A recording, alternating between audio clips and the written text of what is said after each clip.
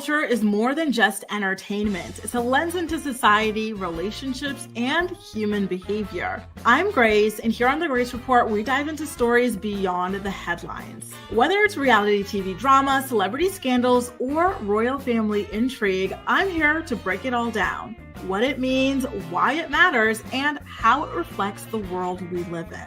Join the conversation, share your take, and let's make sense of the culture shaping our lives one story at a time.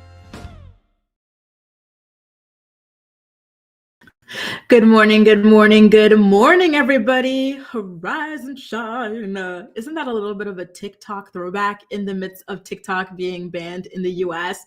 So as a sign of solidarity with you guys, our American friends, a lot of us around the world have joined in on you guys' mission to find another platform to replace TikTok. So yesterday, I went through hell downloading Red Note, I think is the name of that new replacement app. I created an account and everything like that, but so far I'm still kind of lost. And it's funny because they did such a fantastic job of trying to make it also English based as well, so that we would be able to understand what was going on there. But it's not fully adapted. So for now, it's still kind of part English, part Chinese as well. But I'm really looking forward to seeing how this app continues to evolve. What about you guys? Good morning to all of you guys. Are any of you guys on Red Note? Did you see all of the memes and all of the interesting and funny videos about people joining it and everything like that, kind of as an FU to the government and everything? Do you think that you're kind of waiting it out? Another app that people were toying around with was called Lemonade. That one, I'm keeping an eye on it. I haven't downloaded it yet, but perhaps that's something I'll get in the future. But I gotta tell y'all, my phone is out of battery. Not out of battery, sorry, out of data. And it's so irritating. I've got 1,000,001 apps and the thing just cannot handle it anymore. And it sucks because I also pay for cloud, right? So I've got 200, 300 gigabytes of cloud. Half of it is empty because half the things on your phone you cannot even put into the cloud anyway. So it is just such a nightmare trying to figure out what to do to free up space on this damn phone. I've got no photos because they're all in the cloud on the Google Photos. Anyway, that is a rant for another day. So it looks like some of you guys have heard of the competing new applications, such as Ali. Theo says, I didn't know about these TikTok replacement apps. Well, there you go. Now you're in the know. So if any of you guys are interested in becoming content creators of any sort, or online marketers or or anything like that, this is your moment. Take a look at Lemonade. Take a look at Red Note, because those are the next big things when it comes to apps. And if you are among the early adopters, you potentially can pop off, because this is where all the momentum is. So don't knock it, y'all. Definitely give it a try. Boss Lady says, I'm in Canada, and to be honest, we can use TikTok, but I only use it for my new business. I don't get the hype for the rest of the app. Well, there you go. Take a look at Red Note. Maybe that could be the new thing to help you promote your business, because that is where everybody is going, especially if you have an international audience, because I think that with the Americans going away, we're gonna, see a lot less hype for the app, because Americans, they did make up a pretty good portion of the fan base, and also some of the great content on there. What about fan base? I haven't heard about that, but thank you for telling me. I'm gonna star your comment, Tenny, because I have never heard of it. I've never heard of Black on apps either. So it's really cool to be able to learn a little bit more about what's happening. I'm just mentioning Lemonade and Red Note because those are the ones that shot to number 1 and 2 on the charts pretty much overnight, y'all. They are huge. Now, you guys, oh God, people are getting banned already. Houston, oh Lord. Houston, we have a problem apparently, y'all. Now, you guys, let's do a little bit of a rundown on what's to come on today's episode of the Morning Report, shall we? We're going to talk about Carrie Underwood singing at Trump's inauguration. I have a quick question for y'all. Mic check 1 2 1 2. Is Carrie Underwood going to get the Chrisette Michele treatment? Yes or no? And no matter what you answer, I want to know why or why not. I feel like I could already imagine you guys' answers, but I'm gonna go ahead and let you guys leave those in the chat, okay? I just love seeing all of you trickle in. Good morning, Kristen and everybody else. Caroline joining us Now, we're also going to talk about Mary J. Blige. She is in Cabo with who is rumored to be her new boyfriend. And her new boyfriend is someone that, has experience in the public eye with celebrities. He's not a celebrity himself, but he's got experience. Kanye West apparently has not seen his children physically in 118 days, so about half a year. And they live in California, right? The state that is being ravaged by wildfires. And he doesn't seem too pressed to go check in on them, fly back in and reassure them and everything like that. So that's a little bit strange. We got to get into that. Teen Mom star Ryan Edwards is engaged to his pregnant fiancée Amanda Connor while still being married to his estranged wife Mackenzie Standifer. Justin Bieber has unfollowed Usher on Instagram, and there are new damning allegations against Sean P. Diddy Combs in the form of a new lawsuit and another person going forward. I think this other person who came forward through that documentary that aired on Peacock, which, by the way, did you guys watch that Peacock documentary? Let me know. Was it good or not? I think it was also on ID channel as well. I've been meaning to watch these things, but listen, I have a hard time catching up with everything. There's just so much content, so much scandal, so much drama happening at any given time. And it's crazy. It's great for business, right? For us here, but it's crazy. And it's really, really difficult to keep up with and to prioritize things at the end of the day, especially because in the Diddy situation, we're always hearing about him, and all of these lawsuits. And now it kind of seems like some of these lawsuits are not being properly vetted.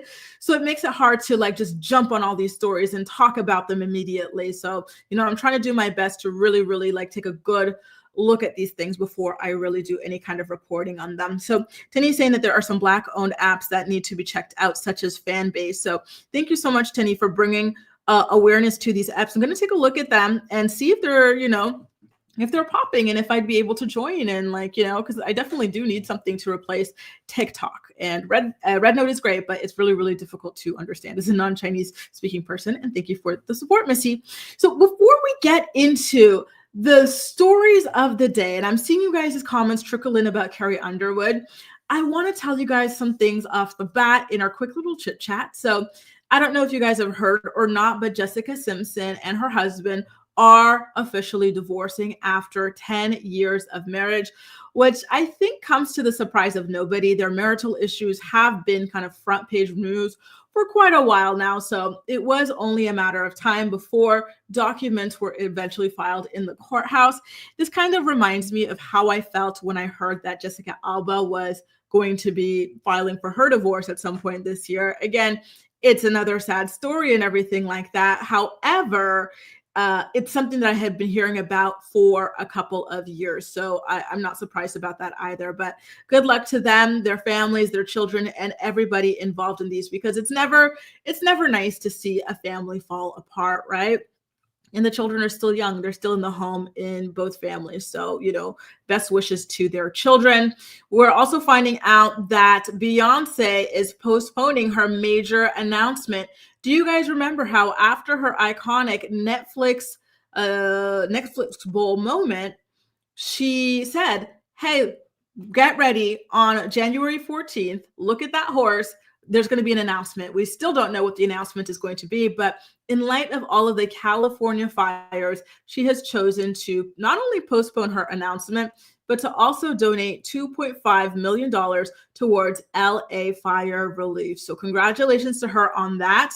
Her support of the wildfires, I think it's absolutely incredible. Although I am saddened to see her postpone her announcement, I do think that it was the most appropriate thing that she could have done in this moment. And it reminds me of Meghan Markle, right? Meghan Markle was supposed to be launching her new Netflix show within tomorrow, actually, the 15th of January and everything like that. But with the fires, she dropped that. She is postponing it back to March. And she is also, alongside her husband, Prince Harry, getting really involved in helping out with the fires. They have donated food, they've donated time, and they've just been, very active over there. So, kudos to both of these women for making the right choice there.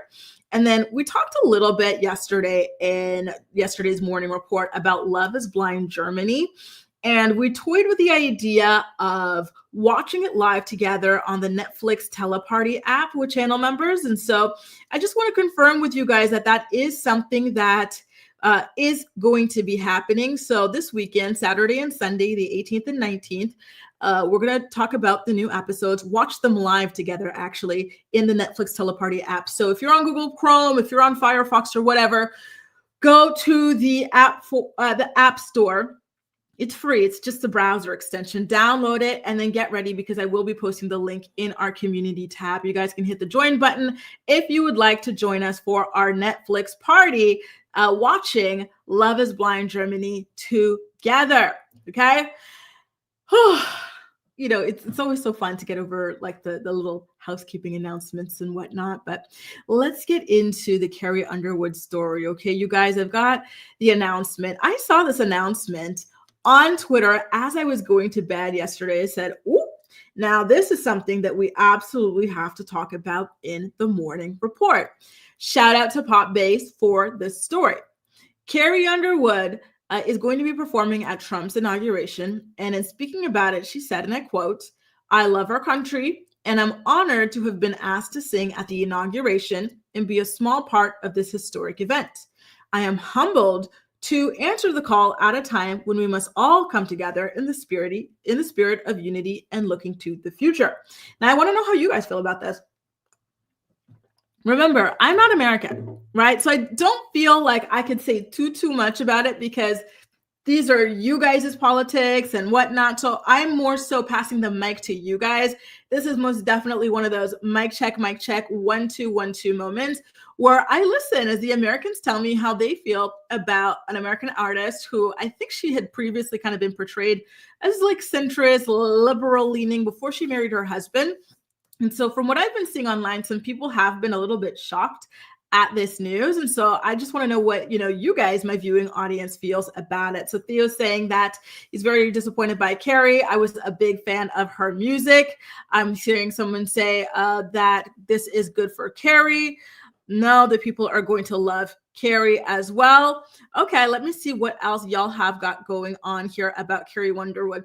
And if you guys remember my prior question, I said, hey, listen, Carrie Underwood, is she going to get the Chrisette Michele treatment? And so for those of you who do not know, Chrisette Michele was this Black R&B singer who had a pretty decent career. It wasn't anything to write home about, but her career was completely derailed when she sang for Donald Trump when he won the first time around. And to be honest, although I asked you the question, it's kind of asked in jest, because I don't see this decision having the same effect on Carrie, because like at the end of the day, she's a country music artist. And, it seems as though the majority of country music fans are kind of more right leaning and everything like that. And, so I just don't see it having the same effect on her, though I do see it still being a controversial decision. Lauren says, it's a big honor to sing at the inauguration. It's a once in a lifetime opportunity for her, and it's an important moment for the country. USA needs healing. I think she's doing the right thing. Shay says, I do love Carrie regardless. I just never expected her to be a Democrat. I don't get why they are shocked. I'm seeing bye, Carrie. I am not surprised. Boss Lady is saying Carrie is a white woman in country music, which is racist AF. Oh, now where did your comment go? She will not have the same backlash as a Black woman. Exactly. I don't see her getting any kind of backlash about this. But remember, this was a career destroyer for Chrisette. We have not seen Chrisette since. To hell with Carrie. I don't care if she sings or not. I'm sad people are being so divided. More than half of the country voted that way. Stop canceling everyone for a political view. It's gross. Imagine it was reversed. Carrie was liking anti-vax content years ago, so it's not that surprising she's a Trump supporter. The fact that she's doing this before she comes back on American Idol as a judge is making me side-eye ABC.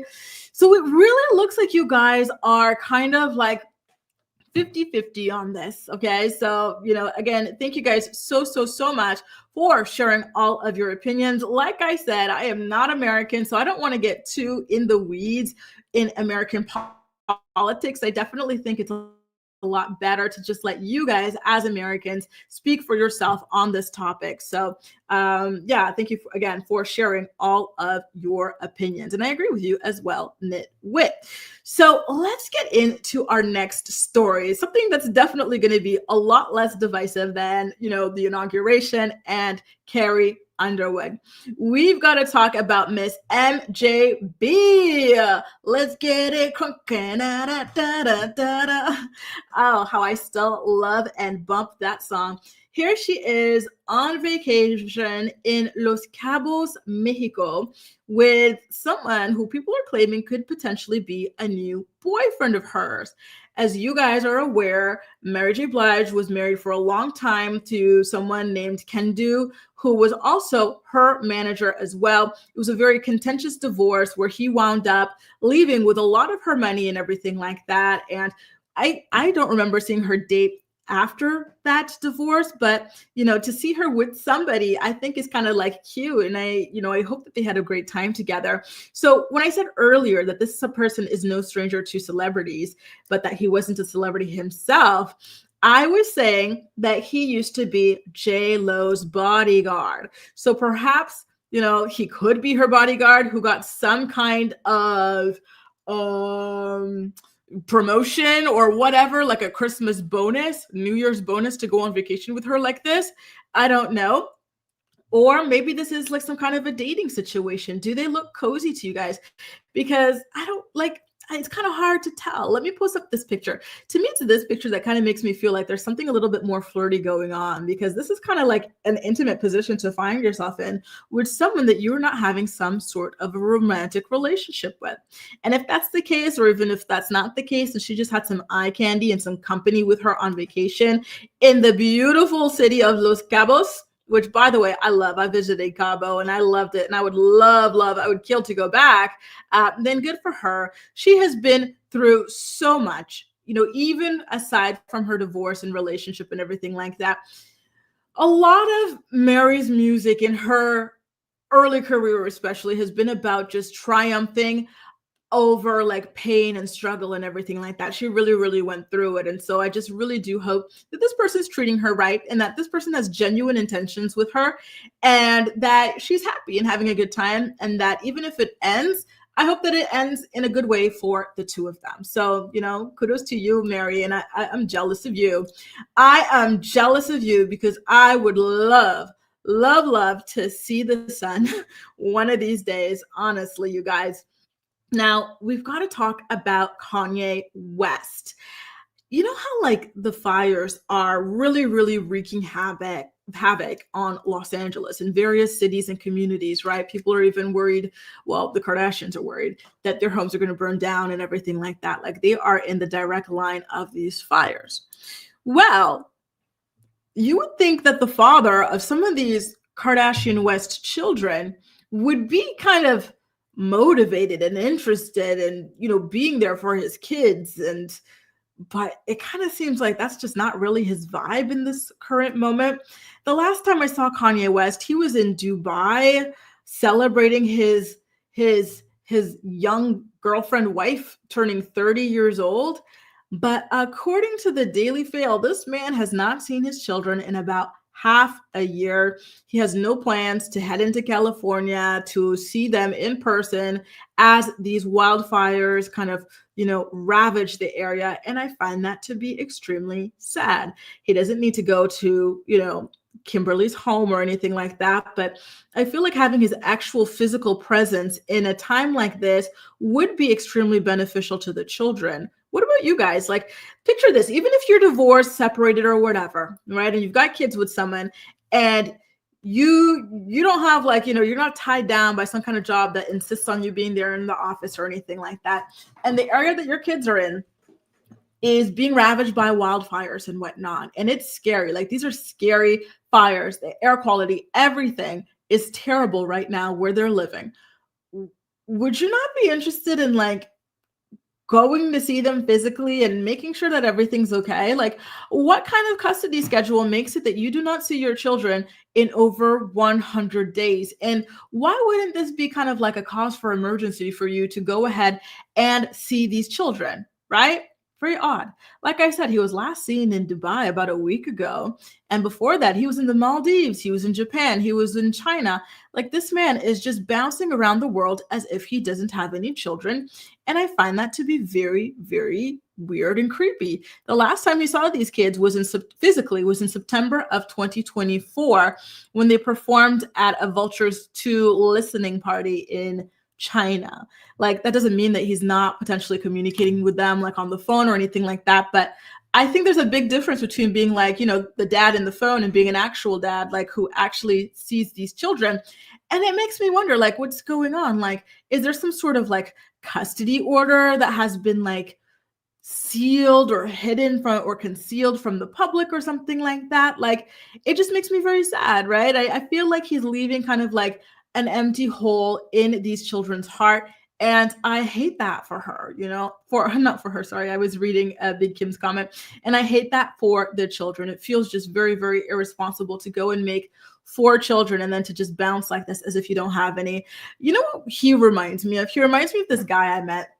Did I ever tell you guys this story? I think I told this story on Twitter, and then perhaps, and then definitely to my channel members as well. So if you're a channel member and you were there in this era, you probably saw this. This was about 12 months ago, so about a year ago. So about a year ago, I went to go salsa dancing at this place called Le Comptoir Général. It's in the 11th arrondissement here in Paris. So if you guys are ever in Paris on a Tuesday night and you want to go salsa dancing in a really beautiful place, go to Le Comptoir Général. And so I met this guy, and he was not my style, but my friends have been trying to like get me to change my type, even though it's already varied as it is, right? So anyway, I was like, okay, whatever. He's not my type. He asked me for my number and stuff, but he was wearing sunglasses inside like the night, time at this club type thing. I was like, that's kind of weird, but okay. So anyway, we go on our first date. It's at this cocktail bar. And again, it's like a dark, like loungy kind of atmosphere, right? And he walks in wearing like sunglasses again. And I hate that. It was such an ick for me. And then he comes in with a bag, and it's like a bag from some random like sunglasses or whatever, just, store. And he gives me like this box, and it's, hang on, let me put up my air quotes because this is too funny. Cartier glasses. And I say Cartier glasses instead of Cartier because he gave me fake Cartier glasses. So I call them Cartier glasses. Like, and so he's talking to me like he's a single man. I had no clue anything about him, right? And so he's like, yeah, I love to travel. I'm a pharmacist. I've got like, these pharmacies here, there, everywhere. And I just love to travel. I'm always this place, that place. And then later on, like about an hour into the convo, he tells me that he's got a wife and 3 kids and that his wife is boring.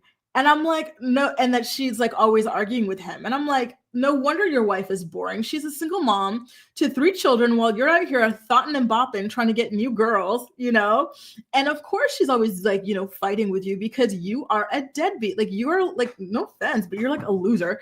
So I said, listen, you need to pay this check. We're gonna go because absolutely not. Why wouldn't you tell me you're married, right? So that's the vibe I get with Kanye. I don't understand how women like Bianca or just women in general can get with a man who is acting like a deadbeat and a stranger and a foreign uncle, right? A long lost uncle to his own children, right? Like, that just icks me out so bad. I just, I could not stand another minute with this guy. I literally cut that date right there. I said, okay, thanks for finally telling me you're married with children. I'm not doing this. Have a nice night. Goodbye. Goodbye. Can't be bothered says Kanye's the Kardashians' kryptonite. I think he's taking a moment to clear his head. Well, listen, he's been clearing his head for a long time because it doesn't seem like that man has been all that involved in quite a while. Years even, right? Does anyone else wonder how Australia has Irwins? We got stuck with the Kardashians. Life, man, right? They're such a pure family. And, it is funny. Like Chris Rock said, what you doing on a Wednesday night in the club? Is it your birthday? Did you get a raise? Exactly. Go home, raise your kids, be with your wife. Like, oh my God. Y'all, I'm telling you, when I moved here to Paris, I thought like you were going to meet such like, elegant, educated, lovely men, but it is the trenches here. It is the absolute trenches. I lucked out finally finding my Monte cutie, my Montenegrin lover cutie. But it's been rough, honestly. It is the ghetto out here. It is the ghetto everywhere. So stay safe. Stay safe. I've got stories on stories, but listen, they are all in my channel membership section. All of my highs and lows of dating in Paris, if you guys are interested in that sort of content.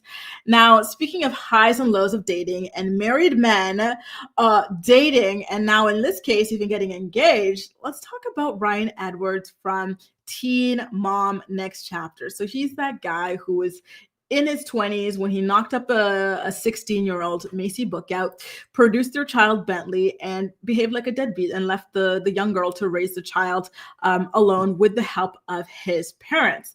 And then after that relationship fell out, they did get engaged, but it was very, very brief. She broke up with him because, he was a deadbeat. And he wound up getting married to a random girl who was a fan of the show. And again, way too young for him. They have 2 children together, and he started stalking her, like, harassing her online, in person. He destroyed their family home and everything. Like, that man is a true monster.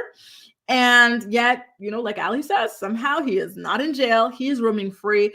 And despite his marital status, he is now engaged to a third woman. This time her name is Amanda Connor. And she, like him, is a bit of a jailbird. They both have issues with drugs, just a mess. They both have issues with custody of children. And, well, you know how those people are. They are always the most fertile, and they are always ready, and always able to find someone. Look, those are her.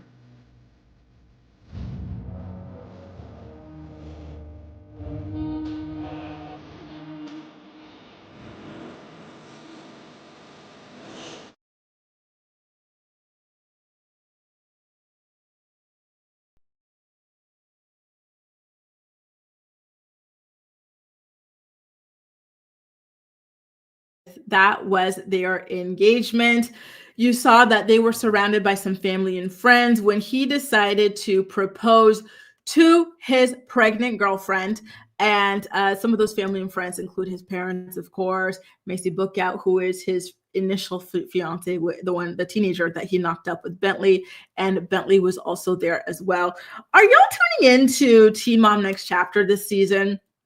I know it seems like I completely ditched Teen Mom and stuff, like branching out and whatnot, but I still will be recapping the new season when it drops. It comes out on January 30th. And I want to know how many of my morning report viewers coincide with my Teen Mom viewers. Red Bunny, oh, this is about the Kanye. Shame on Bianca, because I would never be with a man. Exactly. Absolutely not. They're like, please, never. I don't care if he's rich or what, like that guy with the fake good Cartier glasses. Yuck. Grace said a little bit of a jailbird, and I cackle. Oh, and he is a true jailbird. It is a mess. These people are always a mess, and they're always producing children. It makes me so sad. I don't know why they can't just be child free. Like, they clearly do not care to properly, love and guide and nurture children. It just makes me so damn sad. So it looks like there are quite a lot of you guys who are going to be tuning in for the recap. So I'm looking forward to doing all of those for you guys. Okay. So the season premieres on the 30th of January, which means that I don't know if we have a 31st of January this year. I think we do, right? Oops. I'll be recapping it the day after. So if it's the 31st of January, it's the 31st. If it's the 1st of February, then it is the 1st of February. Okay, you guys. So keep an eye out for that. That is definitely coming down the pipeline. Should I say congratulations to Ryan on his engagement, even if I don't mean it? Or should I just say, let's move on to the next story? Because I don't want to lie. I don't want to sit here and lie to y'all. I'm going to just say, let's move on to the next story. Good morning, Hamlet's princess. Ramser, you are a true OG, right up there with Jaleesa as well. And you know what, Chip, it is true. This is something that Dr. Drew told me when we were talking on his podcast. I asked him, I said, why is it always people who are extremely poor, who have no education, like no prospects? Like, why is it that instead of working on making more money or getting education or something like that, they're just having all these damn kids? Like, are they not like sad? Do they not feel guilty about like offering their children a very low quality of life? He said no. Like, they feel like they are going to die. And so for them, it's like this urge to reproduce that you don't really see in other like more stable people. And so that has always made me sad. And it has always, always, always stuck with me. So it looks like you guys, y'all aren't feeling it either. So we're not gonna give the fake congratulations. We're just going to move on, because I'm having a hard time congratulating someone who is currently on parole for like threatening to off and delete his like estranged wife, like, sorry, but he is trash. And okay, let's do a little quick segue here at Lisa's behest to talk about the NDA. So we have been talking about the Twitch and Allison drama for quite a while here. Last we talked was yesterday. And yesterday we spoke about how her daughter did an Instagram live talking about the situation. And it was very odd that she never referred to Twitch as her dad. She never referred to his brothers as her uncles or his brother. She said the brothers. She referred to her grandmother as Connie. Just a bunch of weird little disrespectful things going on there. And the friend said that she was always like this. Allison admitted that she made the mom sign an NDA to see the body and to go to the funeral. And she taunted his brother, saying that that is something she would do every day for her life. Like, she would do it again and again and again. That's right. So now it recently came out that the details of the NDA basically said if anybody in that family were to speak about Twitch and to get paid to speak about Twitch, that money would have to go to Allison. Oh, Lord, that woman is a piece of work, right? Because at the end of the day, she has been claiming that she wants to help people. And the only reason she's speaking out about Twitch and accusing him of all of these things post-mortem is to help people. Yet if other people are speaking out about him, if other people are raising awareness, she has to be paid for it. So now let's ask the question, do we still believe that she put out this information about Twitch to help people, or is it just because she is money hungry? Listen, if she needs money, she can just say that. I think it would have been very sympathetic for her to say that she needs money, because again, she was abruptly widowed, right? And left to raise 3 children on her own. Twitch did not pass away with a will. So if she were to say, in my opinion, right, if she didn't do this book, but instead say, hey, listen, life has been difficult ever since my husband left us with nothing, I think that a lot of people would have donated, right?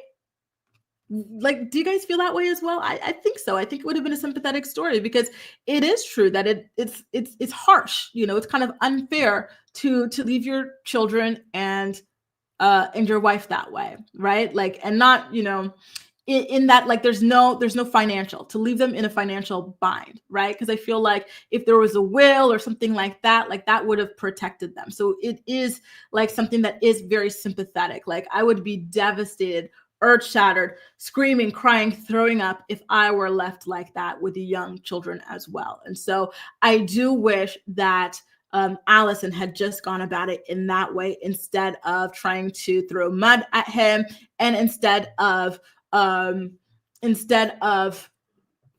this, like, kind of dirty fight with his family and friends. Yep. Lots and lots and lots of it. So, I really, really hate that it's come down to this. Again, I always want to make this very clear, but the autopsy that came out, the toxicology report, it said Twitch had nothing in his system. Allison said he was doing them rugs morning, noon, and night out in the guest house, but the coroner said there's nothing in his system. So y'all could go ahead and take that, and do whatever you want with this information. Shemjin says her daughter needs therapy. Her appearance still shocks me every time. Do not even get me started on that. Karma says she just wanted exclusivity around his death because she claimed not everyone signed, and yet no one released any info. Exactly. The whole thing is just so damn icky. Okay. Did he really leave her with nothing? Well, listen, there was no will. So she had to how does it work in California? Like, if you pass away without a will, the state or whatever gets 50%, and the other 50% your next of kin has to fight for. And so I would say, like, technically yes. And then I believe there's still a mortgage on the house. So yeah, there's still the debt of the house and everything like that. So, again, I feel like it's a very sympathetic story, right? I feel like there are other people who have been left in that way, who would have been able to connect with her. The guy is still dating right now, is still married. Mims did 2 videos about, yes, exactly, yes. So Allison's boyfriend is married as well. There's a lot of very ugly things that have come out about her. So not only that, but in the past she was, and shout out to Mims, you guys check out Make It Make Sense's YouTube channel for those interviews as well, by the way. But it turns out that she was also arrested and charged with being drunk and disorderly and something else. There were 2 alcohol-related charges in her history. So it begs the question, if you so badly want to talk about helping people with substance abuse issues, why don't you talk about your own alleged issues, right?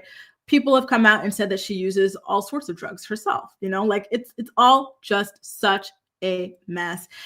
Anyway, y'all, that story just tires me all the way out. There's just, it's a lot. It really, really, really is. Now, with that being said, give me one quick second, you guys. As we continue, we're going to talk about Justin Bieber unfollowing his former mentor, Usher, on Instagram. We're also going to talk about the latest involving Sean P. Diddy Combs. First, we've got a message from our sponsors. Check them out. And while you're at it, please make sure to give the stream a thumbs up if you're enjoying it. The Morning Report is brought to you by Philo. Watch your favorite shows and movies from over 70 different channels, including MTV, TLC, WeTV, and more for only $28 a month. Get a free trial today by clicking the link in the description box of this video to get your free trial up and running. Are you looking for the perfect skincare products for women over 30? Look no further than Ruthia. Ruthia is a skincare brand born from love and made for parents. Their flagship product, the Resilience Cream, delivers clinically proven age prevention benefits such as average 14% wrinkle reduction after 4 weeks of use. Click the link below and receive 30% off your first purchase today.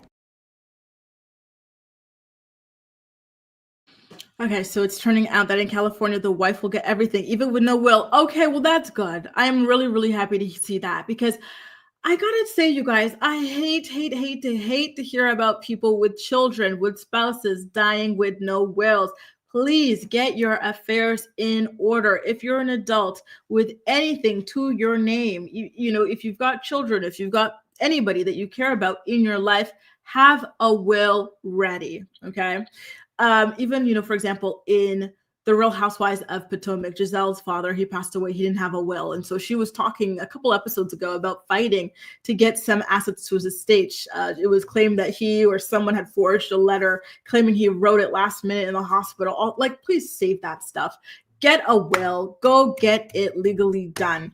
Julissa says, I thought marriage protects you so much. Isn't that what the girlies be saying? Well, listen, apparently in California, it does. Apparently it gets you that stuff automatically, and I do think it is super duper beneficial. Now, you guys, let's get into the Justin Bieber story. Okay, so I don't know if y'all saw this, but just last night, on Instagram, the Biebs unfollowed Usher, which is not looking too good for Usher, I have to say. However, in Usher's defense, Justin Bieber still follows another certain someone who has a lot of rumors surrounding him, and that certain someone is Sean P. Diddy Combs. I wonder, what do you think is making Justin Bieber unfollow all these people? Because before he unfollowed Usher, he also famously unfollowed and blocked Scooter Braun as well. And Scooter Braun is his manager, who is credited with discovering him and whatnot. So it feels like two really instrumental players in his success story are officially cut out of his life, seemingly for good, at least for now. And I don't know. It looks like as things progress, right? If we're not all overly reading into this, it looks like Justin is starting to come to terms with something in his life that maybe these people might have contributed to. Obviously, we can't say for sure. Everything that we know or think we know right now is all simply speculation. But it seems as though he's got, he's realizing, hey, some of these things that have happened in my life are very, very ugly. And I just want to cut ties with these people. And especially because Justin just had a child, right? So maybe that completely shifted his own perspective as he thinks about sheltering and guiding and protecting his child in this world as he, as he potentially feels like, should have been done for him. Because one thing about Justin is that it feels as though he was not protected. Like, do you guys ever see those compilations of how people were literally actually harassing him as a child out in the open? We even saw somebody, was it Jenny McCarthy, like pinching his butt and kissing him on the neck, and he was like 14 years old. You saw them say really weird comments about like wanting to sleep with him or something, and he was a child. Like, all of this was happening out in the open. So I can only imagine, I don't even want to actually, what was happening to him behind the scenes. Okay. So listen, if these people had anything to do with what Justin allegedly, supposedly, potentially endured or suffered, I don't see any issue with him unfollowing them, right? Or blocking them. Even if they didn't, you can unfollow and block whoever you want for any reason that you want to, because at the end of the day, it is your social media. It is your rules. And like Houston Rose Gardner says, I cannot wait for Justin to tell his story one day, right? If he wants to, if he's willing to. I really think that could be a very, very, very big moment, right? And I agree with you, Nola, right? Unfollowing Diddy is going to be the biggest statement that he can make. But right now he is starting with Usher. Do you guys think Diddy is going to be the next unfollow from Justin Bieber? Do you think he's doing this slowly to send a message as he goes further and further up the chain? Is that how it goes? It was first Scooter Braun who quote unquote discovered him, maybe introduced him to Usher, right? And then that was second rank potentially. And then the third rank and the ultimate in all of this pyramid of alleged suffering and alleged abuse is Diddy. Do you think he's doing this in order? Listen, y'all, these celebrities, they know we watch these things, right? They don't do anything by accident. So he could be sending some sort of a message, right? And I'm with Lauren about how all of this is just so heartbreaking. Rose, good morning, sunshine, sunshine, sunshine. Honestly, the over-actualization of Justin Bieber was so hard to watch. Yup, they used to comment about how good he smells and breathe deeply. It was disgusting, disgusting, disgusting. Well, he hasn't spoken with Usher in forever. So he grew apart and isn't in his life anymore. Listen, what's done in the dark will always what? Come to light. We will find out one day definitively what happened here. Just like we will find out one day who was on the Epstein list. Might not be today, tomorrow, next week, next month, but we will find out. We will find out. Now, speaking of Sean P. Diddy Combs, I've got a doozy for you, okay? There is a woman who is suing him, claiming that at a certain point she was a 16-year-old babysitter walking down the street when she was allegedly assaulted by this demon. Let's get into that story, okay, you guys? Shout out to the Rolling Stone magazine for this story. It is breaking news, okay? So give me 1 second to pull it up. Oh my God. So at first when I saw the headline, I do have to tell you guys, because the headline came out and it basically sounded like they were saying that she was his 16-year-old babysitter. So I said, well, what do you mean? Like, he was being babysat by this lady and he decided as a child to violate his own babysitter? Like, that doesn't sound right. That sounds honestly like shocking. You know, one of those things where you're like, I don't even have the words to describe how disturbing the idea and the image of that is. But no, she's saying, and again, this is a story coming from Rolling Stone magazine. The information came as part of her lawsuit. So they said, and I quote, Sean Combs is facing a new Jane Doe accuser who alleges that he had drugged and actually assaulted her when she was a 16-year-old high school student walking home from a babysitting gig in Lower Manhattan in late August or early September 2000. In her lawsuit filed Monday and obtained by Rolling Stone, the woman alleges she was a part-time babysitter at an apartment building where a well-known woman whom the defendant was in a relationship with also resided. So you guys, that calls J-Lo into question again for you or not? Because they're saying that Diddy was with a well-known woman who lives in New York when all of this happened. And I don't know about another well-known New Yorker that he was with. Can you guys, who are the encyclopedias here, I've got my hands full with the story. Someone let me know, wasn't Diddy dating J-Lo in the year 2000? Correct me if I'm wrong, but they were the ultimate Y2K couple, with the exception of Kimora Lee Simmons and Russell Simmons, right? So while I wait for you guys' comments to trickle in, I'm going to continue a little bit. The lawsuit filed in Manhattan does not name the allegedly famous woman. The plaintiff says she was exiting the building on her way to her parents' residence around the corner when she encountered Combs sitting in an SUV with the door open. Combs engaged her in conversation, asking where she was going so late at night and that it was not safe for her to be walking alone, the lawsuit alleges. The plaintiff says she told Combs she lived nearby and would be okay, but Combs allegedly persisted and convinced her to get inside his vehicle. Oh, God. I really hope this is not true. You know, just every story you hear, it's just what the heck was going through this man's mind? Like, how are you insatiable?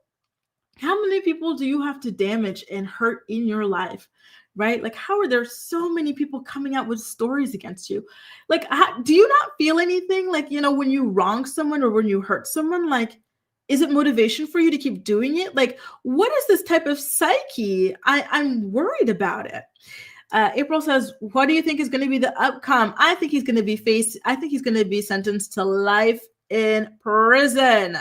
As he should. What about you and everybody else watching? If you're watching live, let me know in the chat, or if you were part of my playback posse, my VOD squad, let me know in the comment section of this video. Karma says it sounds like the Jay-Z accuser I fear. Ooh, listen, the Jay-Z accuser is looking a little bit shaky. So if that's the case, then I don't know about the validity of this one.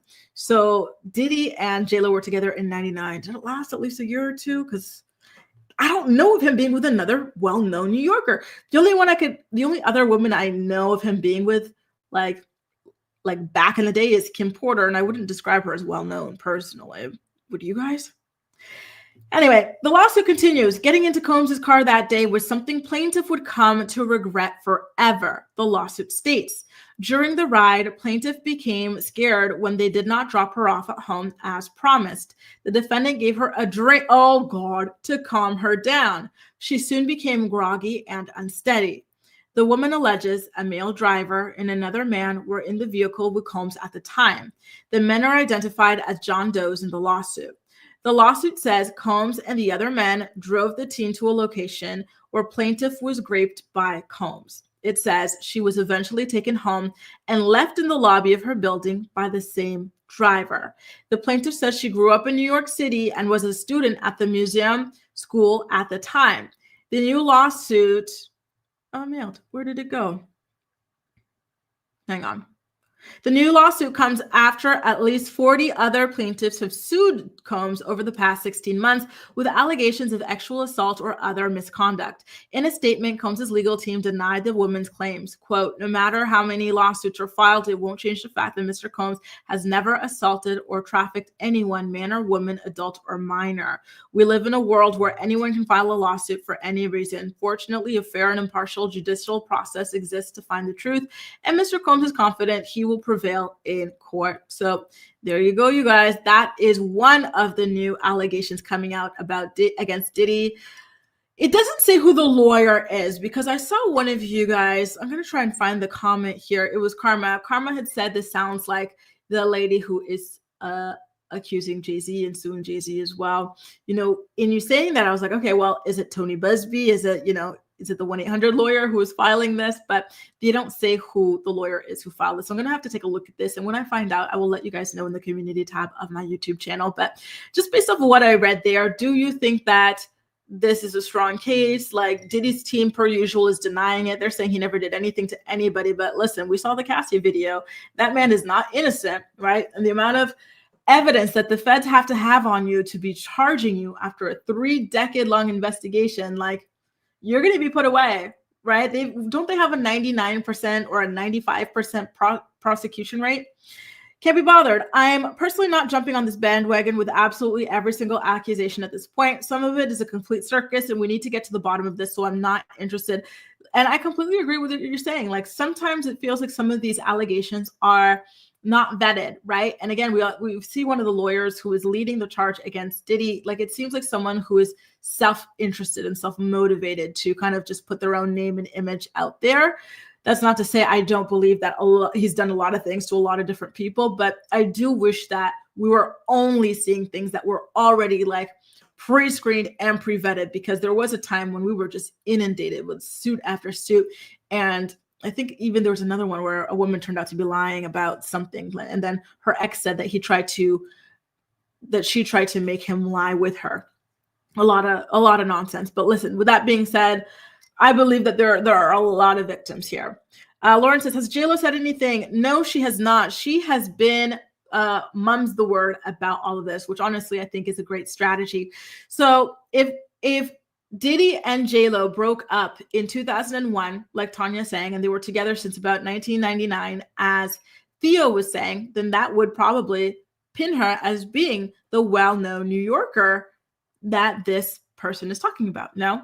And this is the second lawsuit in which someone claims that JLo was also there. So, but listen, in JLo's defense, I will say, Diddy, one of the things, and this is something that Cassie talked about as well, which is that Diddy would, like, his girls were also his victims, right? Like, Cassie was his victim. We saw the way he treated her. We saw the way he ran after her, forbidding her to escape. We saw him kick her, everything, throw a vase at her head.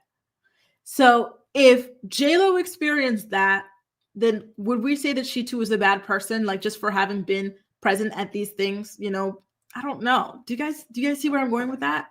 Because Cassie even said in her lawsuit, and this is something we know with JLo and from Shine and other people who have spoken out against Diddy, is that Diddy gets his girlfriends and other people in his life to hold his weapons, to hold his rugs, right? So we know that JLo caught a charge over that. And Cassie said that, like, you know, she could have been the next one to catch a charge because Diddy would make her carry one too. So if that's the case, is she a perpetrator or is she also a victim?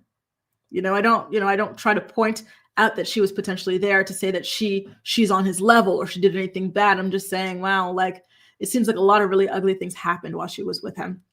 Anyway, Boss Lady says, you're right, Grace. And the word on the street is JLo relationship with Ben was affected. Yeah, I've been hearing that too.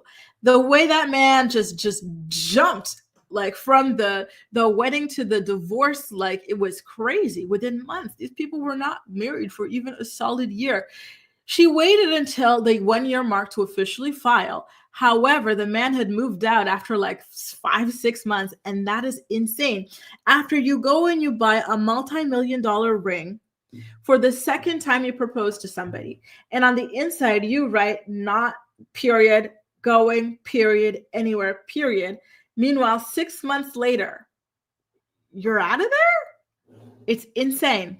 Insane. Okay, listen, like the Nightbot says, if you guys are enjoying the stream, please do make sure to go ahead and give it a thumbs up. Chip cheerio. Oh, no. Are you my cousin? Because I might have to read it in your accent. Chip cheerio. It's America. There's a chance he'll get out, possibly become a successful politician. You never know over here. Oof. And that breaks my heart for you guys. Who, Lord. And listen, we're not even done with the Diddy stories. So there was a special that aired on Peacock called, I forgot what it's called. Oh yeah, The Making of a Bad Boy. And one of the people in there had some more allegations against Diddy that I want to read alongside you guys. So give me one quick second while I go ahead and pull that up. And Lord, after this, we're hopefully done with Diddy for the rest of the week. I don't want to see this face. I don't want to hear this name anymore. Okay. By the way, if you guys want to watch Diddy, The Making of a Bad Boy, it premieres today on Peacock. So one of the interviewees featured in the documentary is a woman, and she's identified by her first name, Ashley. They cover her face, and she accuses Diddy of raping her back in 2018. She sued Diddy in October under her full name, Ashley Parham, which, no offense, but it completely defeats the purpose of eliminating her last name from this documentary and covering her face. Anyone can go on Google and search this name, but I digress. So she alleges that she met Diddy after he showed up with several other people at the apartment of a man that she had met in Oakland, California. She is crying often through what she's saying. She has a really hard time getting her story out. And she says ever since this allegedly happened, she's been isolated, unable to trust other people. And her complaint was filed in U.S. District Court in Northern California. People magazine got their hands on her complaint, and she alleges that she was with another man who is also named as a defendant, and that the person was FaceTiming Diddy at a bar. And she says that she was not impressed with Combs. So this is something, do you guys remember? This is one of the first lawsuits that came out. So do you remember that story about this lady that said that someone was trying to kind of name drop Diddy in order to get to her at a bar? And then she goes, oh, I'm not impressed. I think that guy had something to do with the death of Tupac. Is this ringing a bell to you guys? And then Diddy heard her say that stuff about him. Allegedly, right? And he was really pissed about that. And then allegedly, that guy wound up setting her up by inviting her to a house party at his place, and then behind her back, inviting Diddy to come. And then she claims that Diddy got violent with her, in that place. That is the story there. So they're going to go more into detail about it on that show that is streaming on Peacock today. Will you guys be watching it? Listen, there are so many ID things that I need to watch that I haven't. I wanted to watch the Chris Brown one too, but I just haven't found the time to, you guys. I haven't found the time to, right? I'll get around to it all. Listen, the Chris Brown one, that one is it's on Philo. If you guys want to watch it on Philo, that is one of the sponsors for the Grace Report channel. I've got the affiliate link in the description box of this video if you want to go ahead and create a free account so that you can go ahead and stream that. Houston says, I think Diddy knew who he could treat like that. I don't think J-Lo got the same treatment. Exactly. I don't think she got hit, but we do know that he did make her carry a gun. So I think that she still nonetheless had something that she suffered and that she endured. And I feel like being witness to certain things, like witnessing him beat and, abuse other people, is a form of abuse itself as well. Leanne, so nice to have you here. Thank you so much. Anyway, you guys, listen, there is just so much going on in this world, but that's all I've got for now for today's morning report. It's kind of cool how collaborative it was, having that little kind of impromptu story about Allison Holker as well. And, I'm just I'm blown away by a lot of you guys' commentary in here. You guys always have the scoop. You guys have the most insightful commentary as well. And it really, really, really is incredible. And, I love what you're saying here, Theo. I feel that many people are displacing blame away from Diddy to women like J-Lo and Beyonce as scapegoats to perpetuate misogyny, and I agree with you. I completely agree. I feel like J-Lo keeps popping up in these things. However, it does feel like she too was a victim in all of this. Again, all of this stuff is still alleged. Diddy, don't come suing me from behind bars now. It's all alleged, you guys.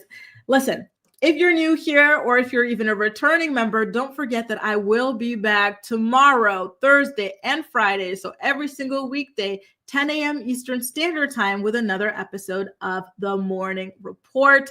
As usual, thank you so much for joining me. If you enjoyed this episode, please do make sure to give it a thumbs up so YouTube knows to continue pushing The Morning Report to you guys. I have all of them programmed for the week, so if you want to go ahead on my profile, check out the ones to come, hit the bell so you'll be notified when they air. But just as a reminder, every single weekday at 10 a.m., I will see you here on my channel for The Morning Report. Take good care of yourselves, you guys. Again, thank you so much for the collaboration. You guys had a lot of great insights about the Carrie Underwood situation as well, and I really appreciate talking to you. Take care, you guys. Bye now.